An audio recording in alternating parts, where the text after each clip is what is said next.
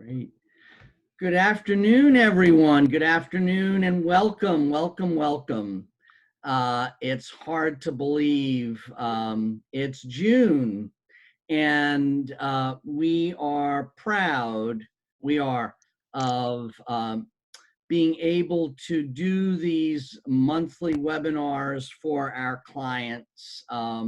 As I see the participants, I know some of you have been participants of our the coffee call-in and chat sessions that we've done during the past. I think we've done them, Jenny, we've done them for 12 weeks, and we're taking a little bit of a hiatus to sort of think about where we go. But, for the last 3 years, we've done a monthly webinar for our clients. And what we try to do with them is pick a topic that we think has resonance for our clients on a topic that they're interested in. And so today's session is 11 must-haves to be a successful leader. I know I'm looking forward to learning about it, and we're grateful to have one of my favorite colleagues with us today, Barbara Mitchell. So Jenny, next slide, please. So Barbara is a really successful trainer and a prolific author. I know that she'll talk to you a little about the books that she has written, and if you haven't bought them and read them, you're missing out. They're gems and I think really helpful tools in the human resources field. And so I'll let Barbara say a quick hello to everyone. Thanks, Ken. It's a pleasure to be here today. I look forward to having a good conversation with you all today about leadership, such a critical topic anytime, but now more than ever. So thank you for inviting me today, and I look forward to our session together. That's great. That's great. So before we get underway, let me cover a couple of housekeeping details. We are recording this session. And so if I believe that if you're in the meeting today, we will send you a recording of the session in case you'd like for one of your colleagues to watch it and listen to it.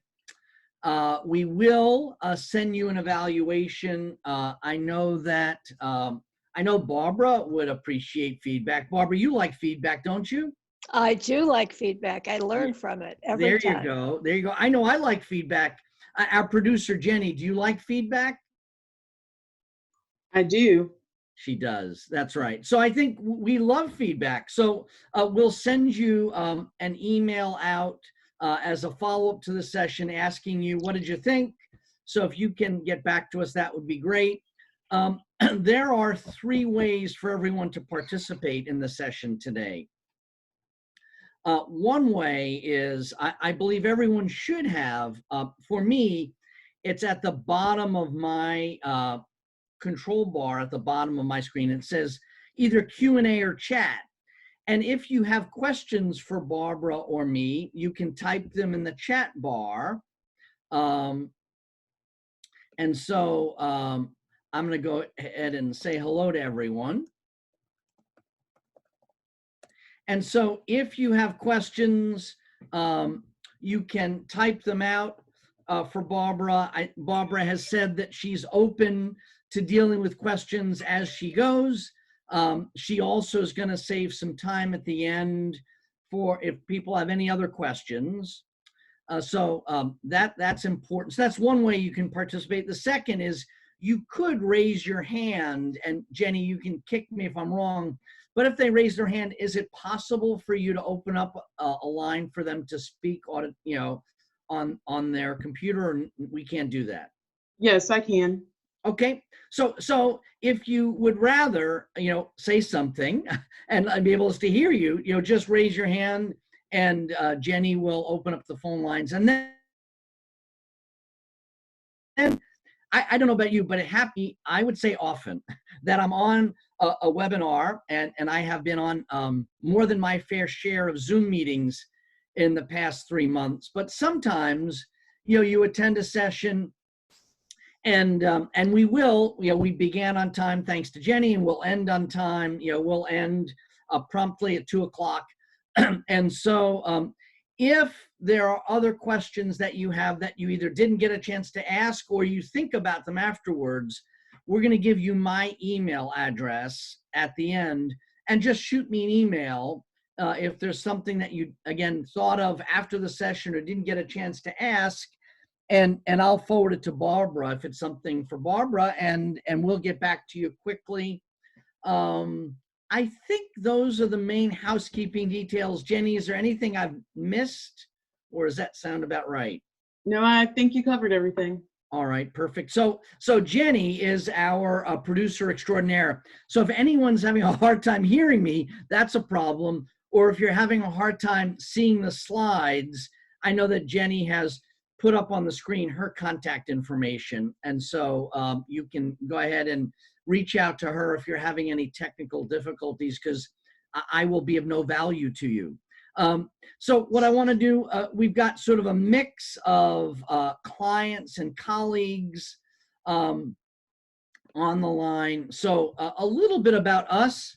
So this is year 24 for me for having my own business, and the Boxer Advisors mission is to create a high impact coaching, consulting, training solutions to address our client needs. And we believe that one of the secret sauces to helping us do what we do is strategically integrating our solutions into our client environments. And when we find we do that, and we find when we're able to suggest some tools to help individuals translate insights into action, it's not a surprise that we're able to see measurable results.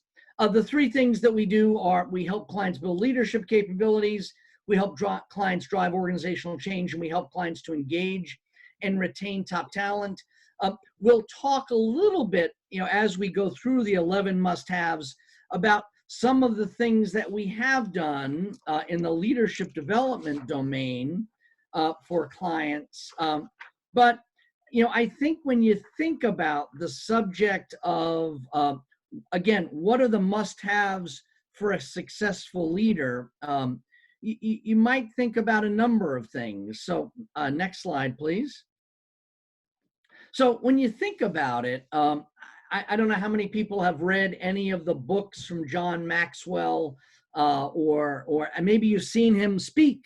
I would say Barbara, you'd agree, he's a prolific writer and a pretty good presenter, yes? Absolutely right, yes.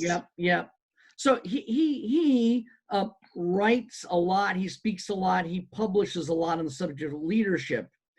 And so a quote from him is, a leader is one who, A, knows the way, B, goes the way, and third, shows the way. Knows the way, goes the way, and shows the way. And so one of the questions that I have that people can type in is, what do you think it means when we say a leader is someone who goes the way? What does that mean to you? And if you can type that in the chat bar, that would be grand. And Barbara, we'll see what we get.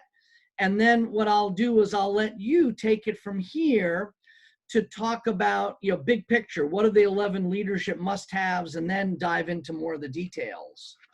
Okay.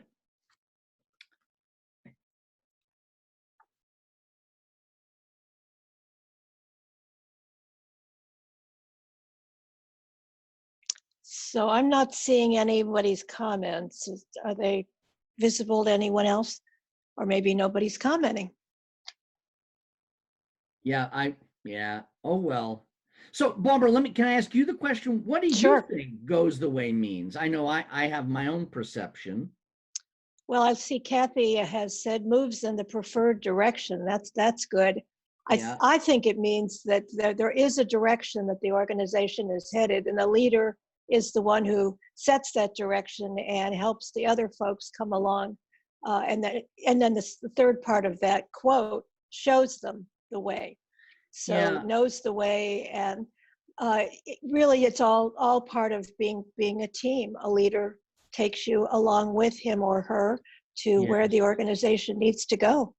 Yeah, yeah. I think that's good. The way I interpret it is the knows the way is, and the way these days, as Barbara, I'm sure you agree, sometimes isn't so clear these days, as we were talking before the session. Yes. Goes the way for me, and you know, Barbara, if that's not what you think John Maxwell said, you can tell me, but goes the way for me is that you're a role model for what you want people doing, and shows the way is you're providing some direction to your people. That's the way I interpret it. No, I think that's good. I But think he'd be okay with that.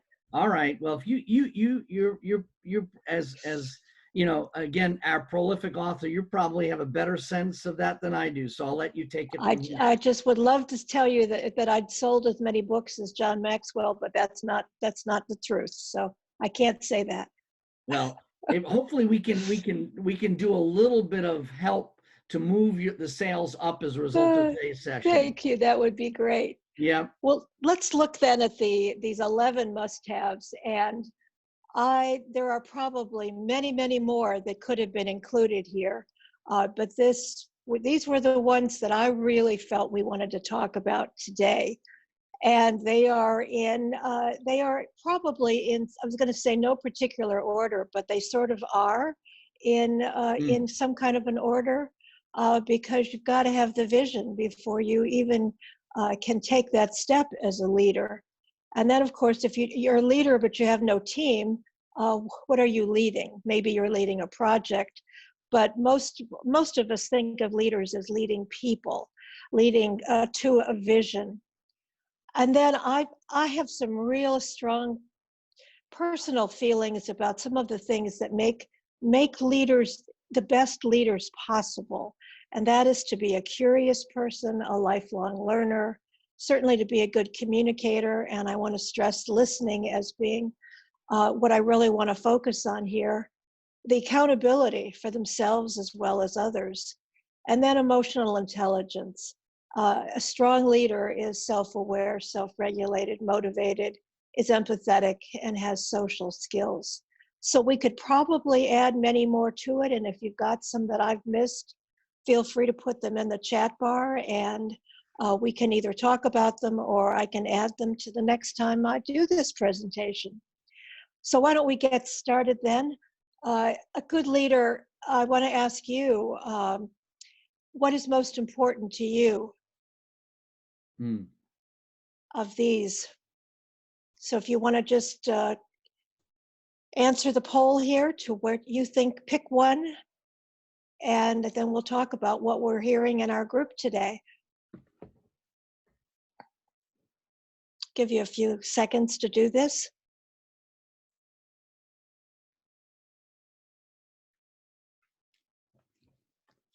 Now I see a note at the bottom saying host and panelists cannot vote. Is that what's going on, Jenny? Yes, so just me, you, and vote. I think you can vote 10 times. Oh, I see. Okay, I'm sorry. I shouldn't. I could stack the deck, is what you're telling me. Yes, There you go. There you go. So I'm going to go ahead and end the poll. You okay with that, Barbara? Sure. Yep. All right. I was going to say I did live in Chicago, so I know about the voting early and often. There you go. Touche. What do you make of the results, Barbara, that, 43% said visionary, able to inspire others, 30% said, team builder? I think Lee has an interesting point, Barbara, that they all sort of connect with one another. How do you read the results, and do you think that all of these things are connected? I think they're all connected. And in fact, I think that I'll just admit that I probably did stack the deck here to pick with, these are the most important. It's hard to separate them. And as I said a moment ago, you can't have a team without a vision. You can't lead a team unless you're a good communicator. So they're all important. We could probably have picked any one of them as the most important, but it's interesting to see that I think you all agree with the fact that these are critical things that a leader has to have. Yep. So let's Barbara, yeah, go ahead. I just wonder, do you think, and again, I'm more than willing to say, Ken, we're going to deal with that later, or but I'm wondering, do you think any one of these four is maybe, given again the coronavirus pandemic, given the economy, given these racial protests all around the country, is there any perspective that you have about these four, given where we're at today and given what's going on in our country? I would say if I had to pick from these four, I would, thank you, Elizabeth, about being authentic. I think that's excellent too. Thank you. I'm going to add that to my list. I think I would say, Ken, in answer to your question, is that being a good communicator is just crucial. It's always crucial. But right now, with so much uncertainty, indecision, and just no one seems to know what's coming next. Someone who is able to be a good listener, hear where the pain is in their staff, listen to what is most important to their employees, and then be able to present some sort of tying back to the vision, saying, okay, we may have to tweak our vision. This was our vision in February, but now we're going to perhaps refine it a little bit. And here's what we're going to do to go from where we were to where we are today to where the future is going to take us. So that would be my guess at the moment, but I would love to hear others' perspectives as well.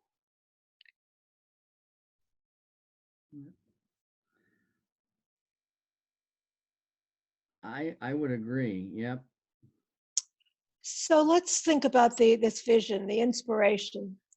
I think we don't really want to talk about this as being the big picture thinker, but also being clear so that everyone can articulate it. I don't know if any of you have done this with your organizations, but to have the vision, some clients that I work with have had it printed up and laminated or put on the wall by the elevators so that everybody sees it all the time. But what I love, the idea is your vision is so simple and so clear that everyone, if asked, could articulate it.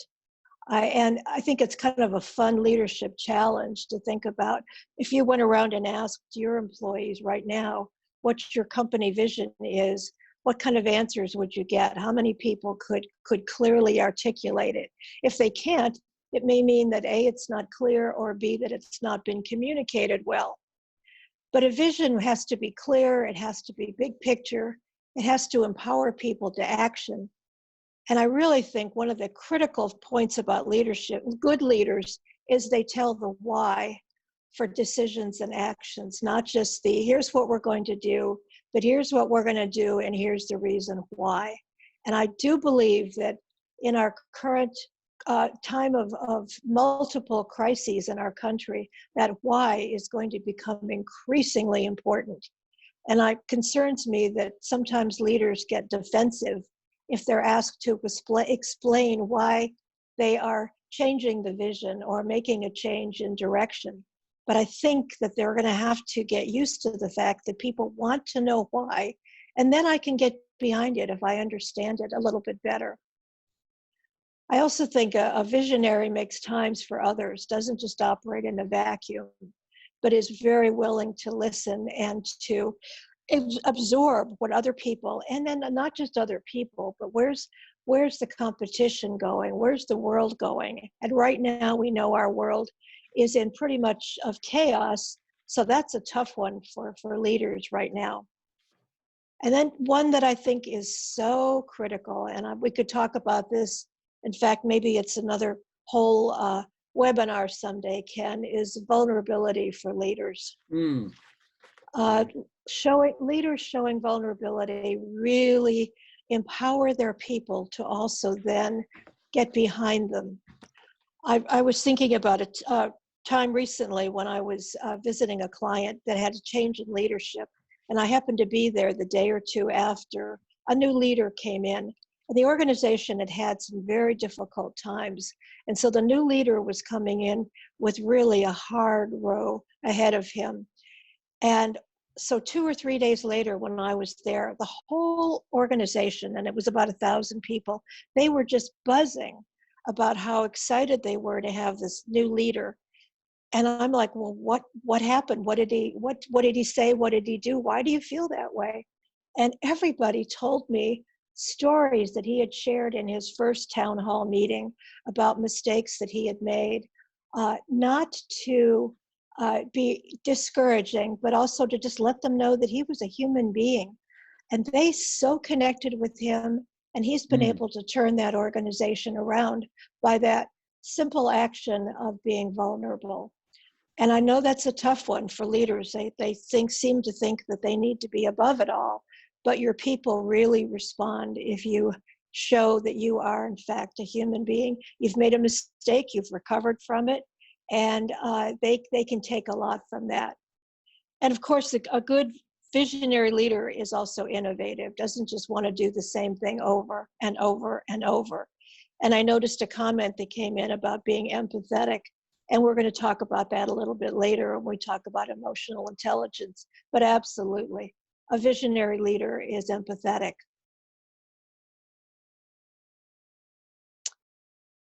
And a leader has a team, and you've got to build that team. And it all starts with the right people, bringing them on board, engaging them, developing them, rewarding, recognizing, retaining, and then knowing when to make difficult people decisions. I want to spend a few minutes just talking about a couple of these in a little bit of depth, because I believe they are so critical.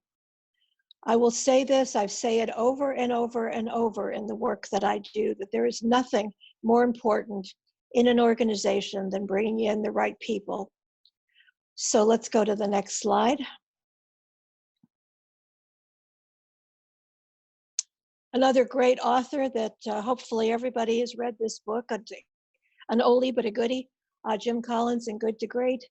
And this is quoted all the time about getting the right people on the right bus and the wrong people off the bus and the right people in the right seats. There are many versions of this that you will hear, but I think it is extremely critical, because it doesn't matter what your service is, what your product is, what it is that you do for your clients, your members, your customers. If you don't have the right people, you're not going to be able to pull it off. So getting the right people is a critical leadership skill. And how do you do that? You do it by knowing what your culture is. And I think we're going to see some major culture shifts now that we're going to have to adjust to.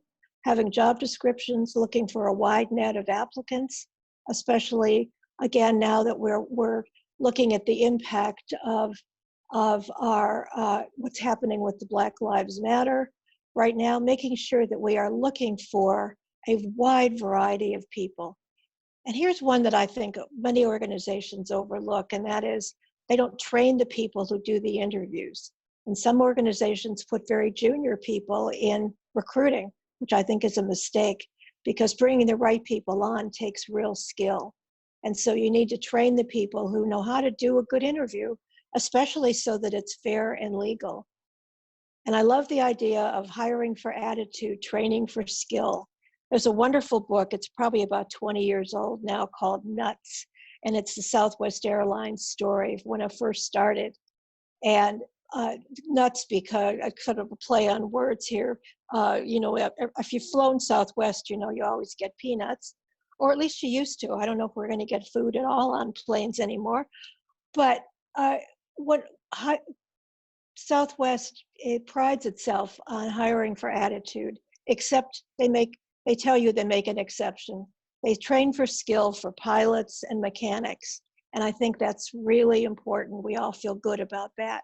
But attitude makes all the difference.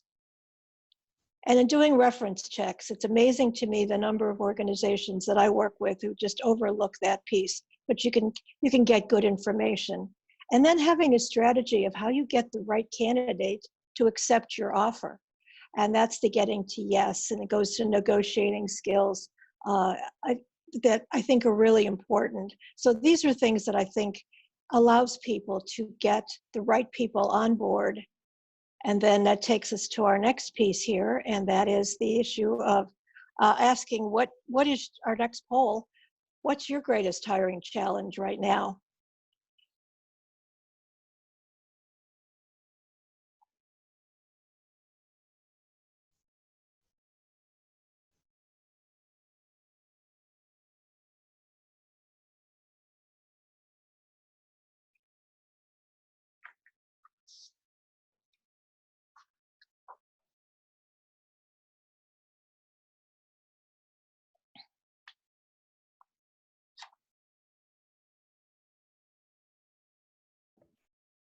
So we'll keep the poll open for another 10 seconds and then we'll close it, Jenny.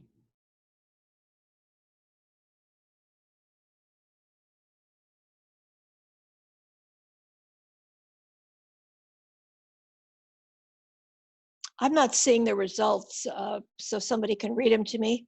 Oh, there we go. Okay, making a decision. That is a tough one. You really do, it's a challenge to take all the data that you have, all the information, and then make a decision. And I also, fair and legal interviewing is also important to you all. And then less so diversity candidates. And interestingly, nobody's finding virtual interviewing a challenge. That will be interesting to see how that works out going forward. And maybe it's linked to making a hiring decision. I'm hearing people say that it's more difficult perhaps to make a decision if all of the interviews take place virtually.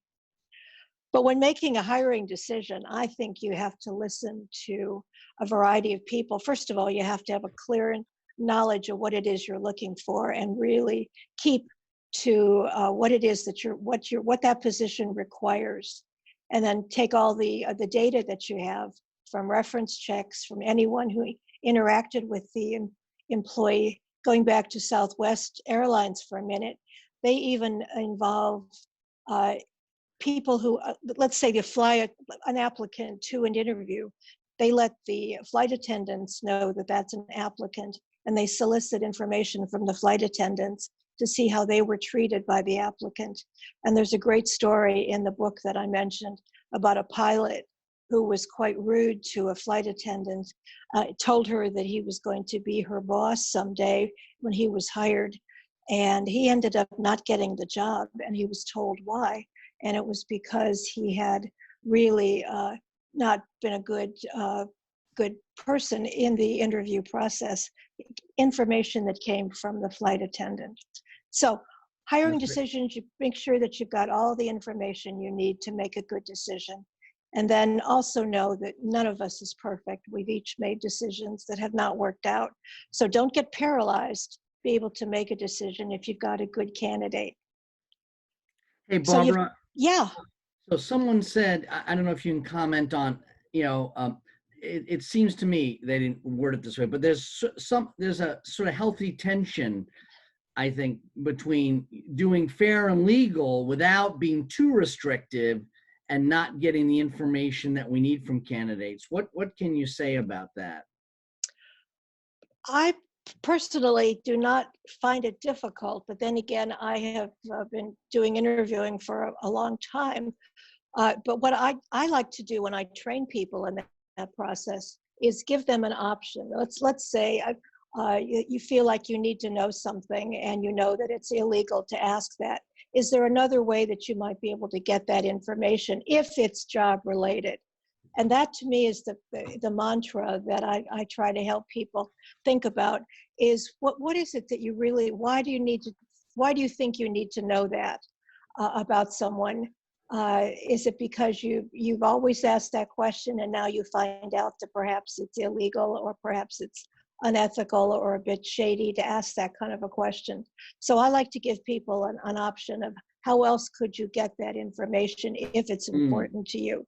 But keep in mind that if it's job related, you can ask some things that may seem a little bit difficult. For example, if the job requires you to work on holidays, and so you can ask the question about, are you able to work on specific holidays that may be something that is a religious holiday, if the job requires it. You can ask that question. They are certainly free to say, no, I can't. But remember, it has to be job related. Thank you. So then you've got your people, you've got your new hire, and this is something that I think so many organizations miss out on, and that is the time between when you hire someone and when they start. You've got a golden opportunity to continue to, I like to say, glue them to your organization, because one of the things that happens, and I don't know if it's happened to any of you, but it's definitely happened to me early on in my career, is that you've filled a position, you take a deep breath, you think, okay, they're going to start in 2 weeks. You stop thinking about the opening. And then during that time period, you get a phone call or an email that says, I'm sorry, but I'm not going to start with you in 2 weeks. My dream job came through, a job that I had applied for 6 months ago, and they just offered me my dream job. Now, I'm not telling you that what I'm going to suggest will prohibit that from happening, but I do think that there's things you can do in between. Use that time to keep in touch with them. Maybe even send a handwritten note from the managers saying, we're so excited, we're going to see you on the 15th.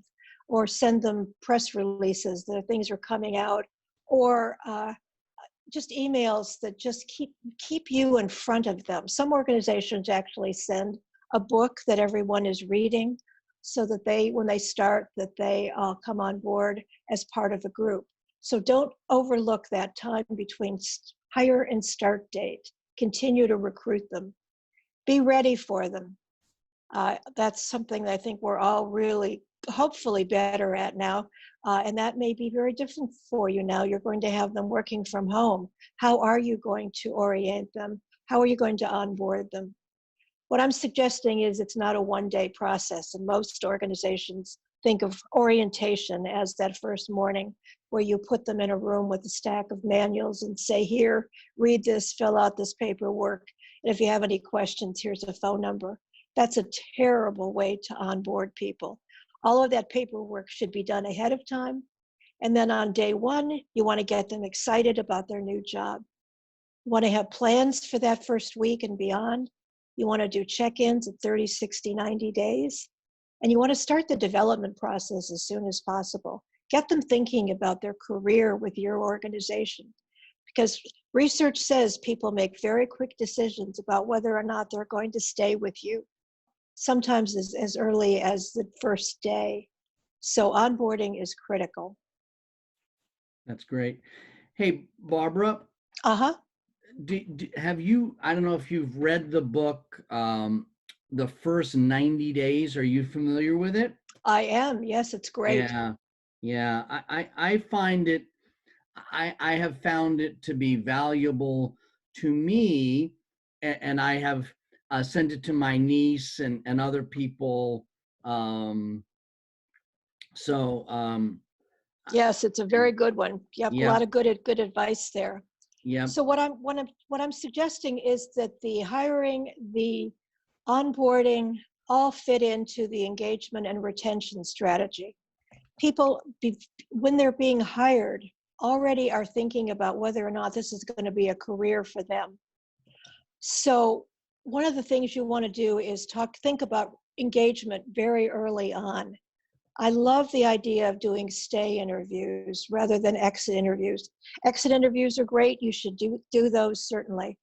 But stay interviews are terrifically valuable when you ask your people, especially maybe about a year in, and then maybe 3 or 5 your best employees. Why do they stay with you? And that can give you some real clues as to things you want to do more of to engage your people. Certainly, in order to engage and retain, you have to pay and have competitive benefits. Being transparent is so huge in today's world. Going back to my point earlier about knowing how to say why do we do what we do? There's so much now about pay transparency and laws now that prohibit certain things about pay. I hope that you're paying attention to these and that you are being as transparent as you can. Communicate. All of this with engagement and retention is just such a key. Keeping people informed, finding multiple ways to get information out. Do your people like to town hall meetings and have the CEO stand up and talk about where you're headed or what your new policy is? Would they rather have just an email?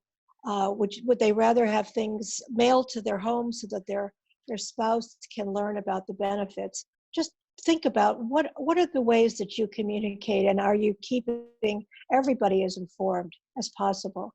And then you want your leaders to be able to be really good at this. This can't be, oh, go talk to HR kind of issue.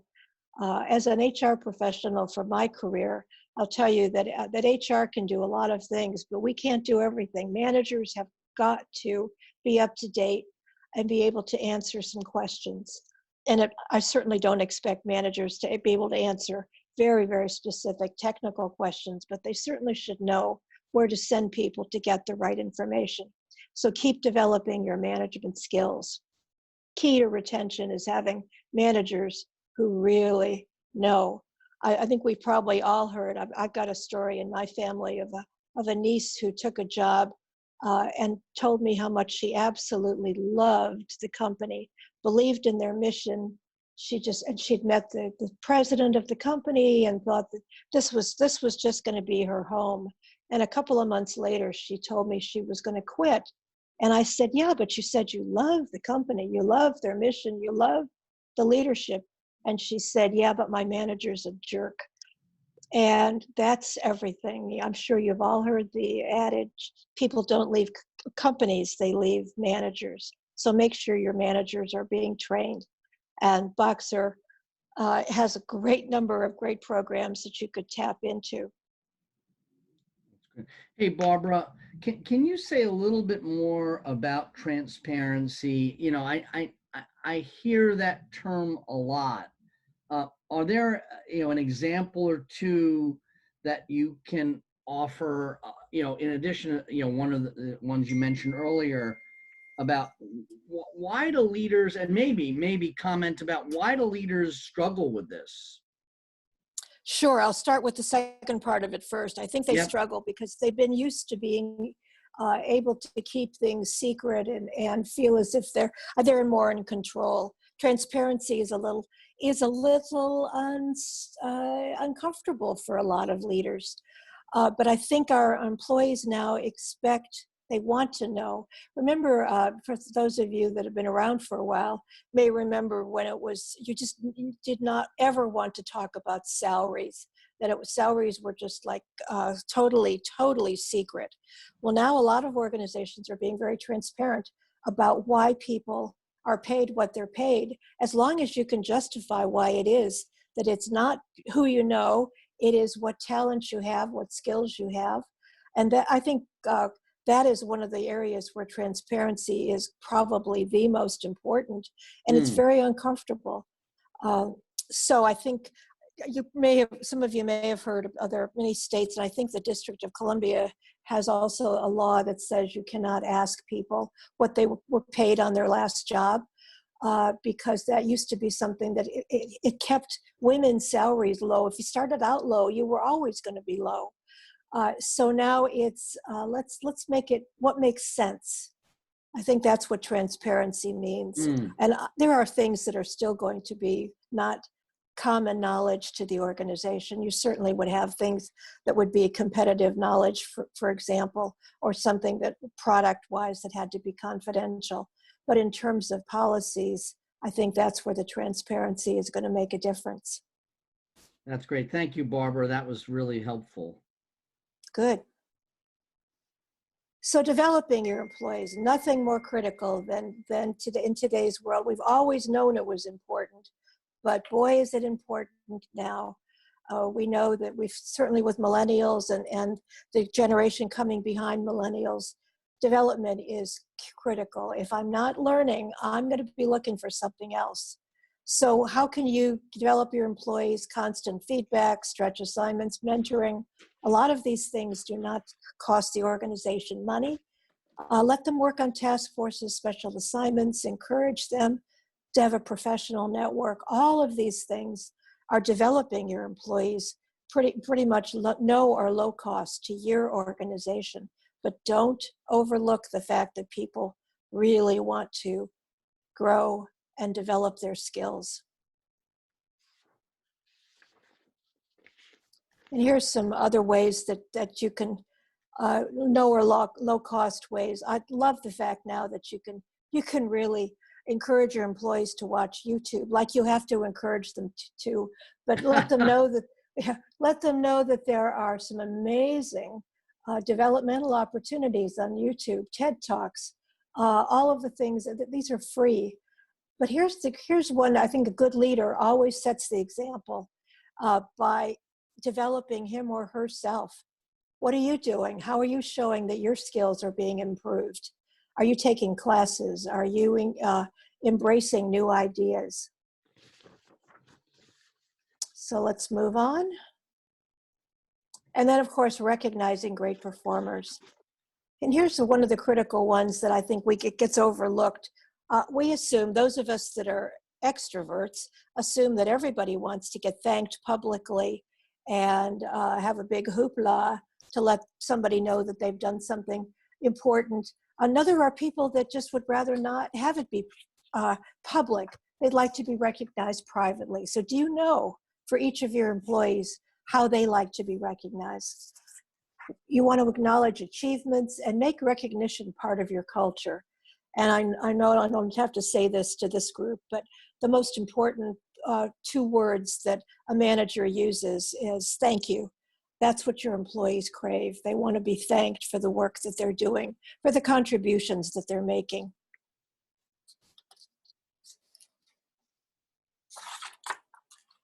Here's some no or low cost ideas. It's amazing to me. I spent much of my career with Marriott, and it was amazing to me how many people kept letters that they got from a senior executive or Bill Marriott thanking them for something. It was very frequently that you would see somebody having one of those taped up or tacked up on a board. So just don't overlook the fact that there are things that are very simple to do that can make a huge difference. Communication. I mentioned earlier that I think listening is probably the most underutilized. I don't know about you, but think about all the classes, the time you spent learning how to read in school, or learning how to write. Did you ever have a class in listening? I don't think I ever did. But now I realize that listening is just crucial communication skills. So a good leader knows how to listen with intent, listen to gain information, and then shares ideas, sets agendas, and then gets the best from their team. Hey, Barbara, on the subject of communication, one of the participants said earlier the importance of empathy as a leader. Can you totally agree? And that's at my last part here. So hang on for one quick second. I think it's the next slide. Yeah, all actually. right. Of course it is. Actually, it's the one after this. Okay, No so accountability is huge. This is just my personal belief. And yes, you will be getting the slides if you want them. I think if every manager, every leader set clear expectations and then held people accountable, we wouldn't have any conflict within organizations. And I've written 2 books about conflict at work, so I know a little bit about conflict, but I really do think clear expectations and accountability are huge. If you do that as a leader, you will have a strong, strong team. And if you hold yourself accountable too, that's for sure. Okay, now let's get to emotional intelligence. And there are 5 components normally thought of as being emotionally intelligent. One of them is the empathy that you've mentioned. And I totally agree. It is a huge piece of being emotionally intelligent. And all this means is that you want to be able to put yourself in somebody else's shoes. It's just not, none of this is rocket science, none of this is difficult, but it seems to be difficult for a lot of people, especially leaders who just don't want to be able to think of anybody other than themselves. So yes, empathy is huge, huge, huge. And you want to be able to help your people overcome challenges. You want to be able to, and you do that by being self-aware. What are my blind spots? And we all have them. And then being able to self-regulate, so that if one of my blind spots is that I think, I talk before I speak before I think. I know that about myself. I tend to jump in pretty quickly. If I'm self-regulated, I can know how to put the brakes on and maybe take a deep breath before I respond to something somebody asks me. That's being emotionally intelligent. And I think many of us have come to realize that in a business setting, being emotionally intelligent is far more important than being the IQ. The EQ is more important than the IQ. I guess that's a way to say it. Hey, Barbara. Yes. I know we've got about 10 minutes left. I want to leave time for questions. Do you think about emotional intelligence? Is there anything again with the whole pandemic, et cetera? Is that more important these days? Less important? What's your take on that? Oh, I think it's more important than ever. I see. And going to get more and more and more important, because we're all having to adjust. We're all having to listen to each other. And that empathy of, I think about things that I don't think any of us thought in last February or March, when we shut down our offices, about what people were going to have to deal with when they were at home and having to continue to work. An empathetic manager would think about, oh, okay, people have to get their work done, but they also have their kids at home, and they have to be able to share perhaps one computer that they have had at home. All of this, yes, Ken, I think this is going to be huge going forward as we have more virtual workplaces. I see. Thank you. So this is our final poll. Just a quick, tell me what you think here.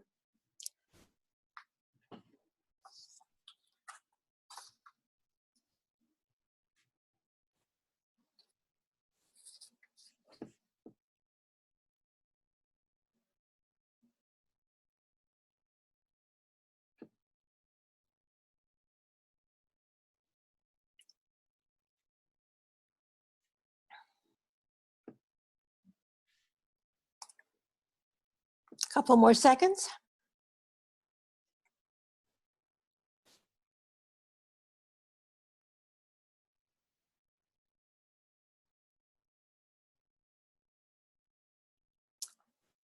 Yeah, okay. I totally agree with you. Good management makes a huge, huge, huge difference. And it's what people are looking for, is having people that communicate with them, who have a vision and know how to treat them, get the best from them.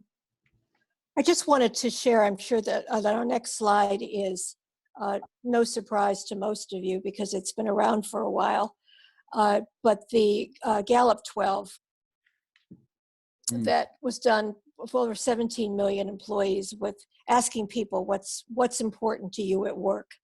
And the number one thing was knowing what's expected of me at work.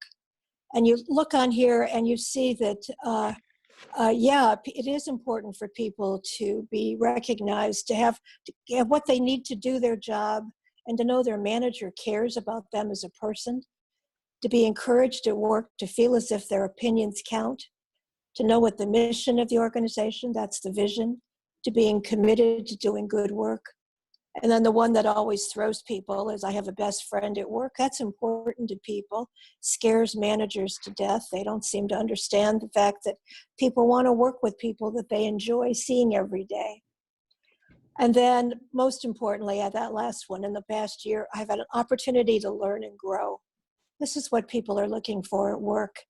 And so keep this in mind as you're working with your employees, with your leadership, and know that what's important to people is what it's just a common intrinsic thing in each of us to be recognized for what we bring to the workplace. I know what I'm supposed to do. I do it. I'm recognized for it. I'm rewarded for it. I've got good management. I'm able to grow. That's what makes good leadership in today's world. So let's just put it all together in a final quote here. If your actions inspire others to dream more, learn more, do more, and become more, you are a leader. And that's from our President John Quincy Adams. So now I'd love to hear your questions. I've also, in the slide deck, I've also included a bibliography, some books that I think are really critical for any of you who want to learn more. And yes, I put a couple of my books in here too, so I will admit that. But also some ones that I think are extremely important that other authors have written. I've also included my contact information. I love to hear from people, love to answer your questions, and love to connect with you on LinkedIn. So what else is on your mind? So Barbara, we're two things. One, I'm going to want to talk to you offline about your conflict book. And second, I think you know I run two executive book clubs, and one of them, I know one of the people on the webinar today, we're reading and discussing the book Drive. And so one question that came up, Barbara, was, can we talk more about social skills? And you know, I know there's a lot written and a lot discussed about the difference between introverts and extroverts. Any perspective on social skills and, you know, our preferences as introverts and extroverts? Well, one of the things I would highly recommend if people haven't read the book Quiet, I think it's the best book I've ever seen on introverts and extroverts. It's written by an introvert who explains so much. And for me as an extrovert, I was just blown away, things I had never thought about.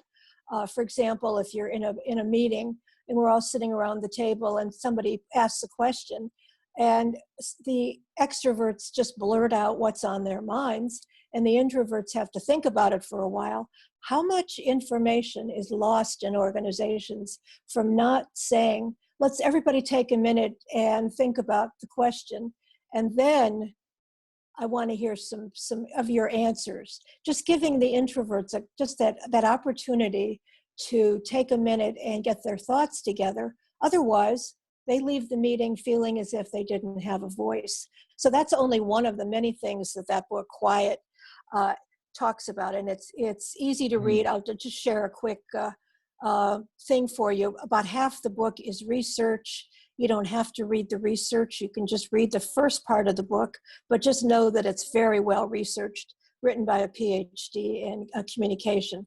So yeah, Ken, I think the introvert-extrovert communication piece is just huge, and one that we need to talk more about and learn more about. Yeah. And thanks for putting up a couple of my books here. I appreciate that. Yeah, I'm gonna. So Barb, you just got to tell me. I'm interested in ordering the conflict resolution phrase book and maybe the workplace conflict book. Anyway, I'll talk to you about that offline. Sure, Amazon. Yeah. Okay. Got it. We're on it. I'm on it. Well, thank you all today. I've had a wonderful time. Unless there's anything else that's on your minds. Thank you for the opportunity. Thank you for participating. And as always, I love doing these webinars because I always learn something, and that to me is worth everything. As a lifelong learner, I don't ever want to stop. So thank you. Thanks, Ken and Jenny, for your help. My pleasure. So Jenny, I agree. You know, we couldn't do it without your help. Barb, a couple things before we finish. One, Jenny has put up some of our upcoming webinars. I think Jenny, remind me in July, I should know this. I'm sorry. Oh, the session in July is what motivates me.